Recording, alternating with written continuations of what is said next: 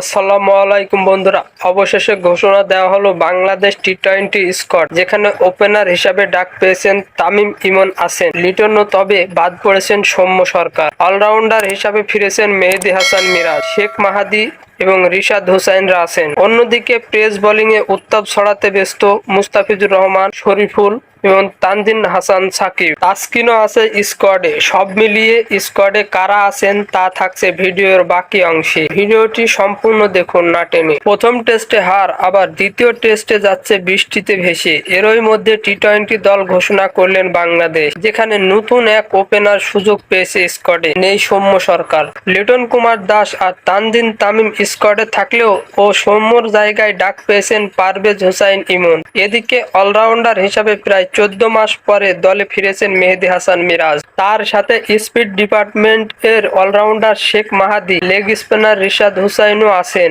নতুন করে ডাক পেয়েছেন অন্যত্র 2019 বিশ্বকাপ জয়ী রাকিবুল হাসান। পেস ডিপার্টমেন্টের তানজিন হাসান সাকিব আছেন। বিশ্বকাপে আলো ছড়ানো আবারও প্রস্তুত এই রঙিন পোশাকে। সাকিব ছাড়াও তাসকিন আহমেদ ও শরীফুল ইসলাম আছেন স্কোয়াডে। এছাড়াও ভারতের মাটিতে সবচেয়ে কার্যকারী বোলার হতে পারে cutter master Mustafizur Rahman. Opener ব্যাটিংয়ে আছেন মাহমুদুল্লাহ রিয়াদ, শান্ত ও তাওহিদ হৃদয়। এছাড়াও জাকির আলী অনিক ও আছেন স্কোয়াডে। এই স্কোয়াড নিয়ে আগামী 6 আগস্ট ভারতের সাথে প্রথম টি-20 সিরিজে মাঠে নামবে বাংলাদেশ। খেলার সকল আপডেট খবর পেতে আমাদের চ্যানেলটি সাবস্ক্রাইব করে আমাদের পাশেই থাকবেন। ধন্যবাদ সবাইকে।